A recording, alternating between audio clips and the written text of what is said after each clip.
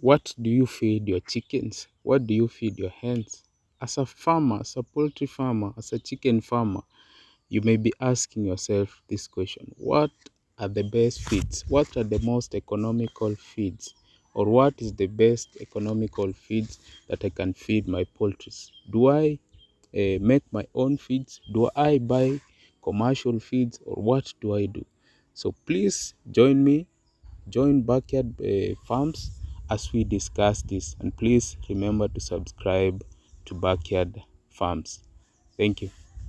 So, for chickens, for young birds, they are pretty vulnerable birds. So, first of all, you need a source of warmth for them before you even consider the feeds, before you even consider what you're going to feed them.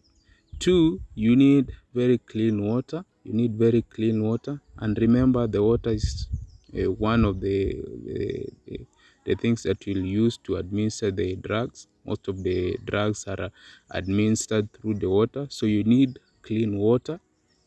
Now, when it comes to feeds for your young birds, we can look at these birds from this farmer. These are Kenbro chicks. Kenbro chicks. They are only 4 weeks old. 4 weeks old Kenbro chicks. You can see that the birds are very big. The birds are very big. They have some very good muscle accumulation, and they are growing very well. So when it comes to feeds for young birds, please consider feeds that have essential nutrients. First of all, we have proteins. As proteins, we have carbohydrates, we have minerals, we have fats. Proteins are bodybuilding feeds or bodybuilding nutrients that your birds do require. So please ensure that whatever the feeds that you provide your young chicks with, they contain the necessary amount of proteins as it is recommended. Two, you need carbohydrates. Carbohydrates are energy giving foods. Um, Especially at the grower stage of your birds. At the grower stage of your birds require so much carbohydrates because they are usually very active, very hyper, so they require a little bit more of carbohydrates. They also require minerals, they also require fat. And for chicks, chicks also require that their feeds be mixed in with cocciid or drugs that are deterrent to coccidiosis, so that to prevent coccidiosis, because we know in young birds coccidiosis is a very dangerous disease. So ensure that your feeds are mixed with cocciid or drugs that have contain cocciid, so that to prevent coccidiosis. Apart from that, your young birds also do require vaccines. They require vaccines against a disease like Newcastle. We all know that Newcastle has no known cure, so you must administer vaccines for Newcastle.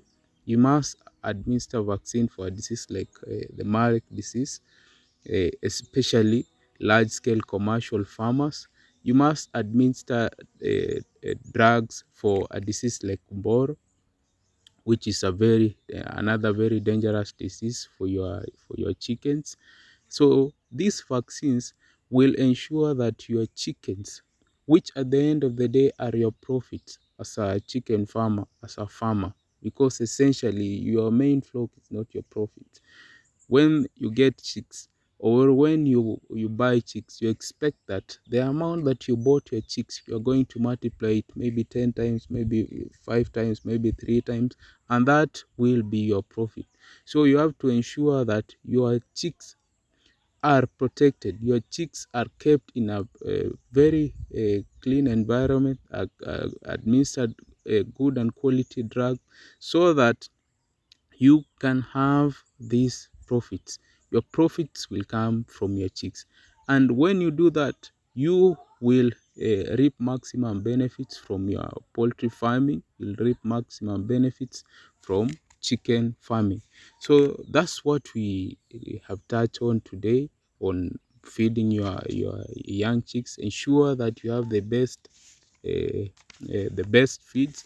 If you cannot manufacture your feeds to be up to standards, the protein content, the carbohydrate content and other essential nutrients up to standard, please consider buying commercial feeds. Consider buying commercial feeds that have already been processed.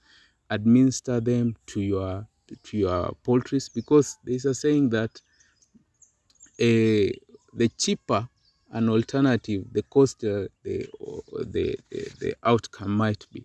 So please consider buying the already formulated feeds, and you will reap maximum benefits.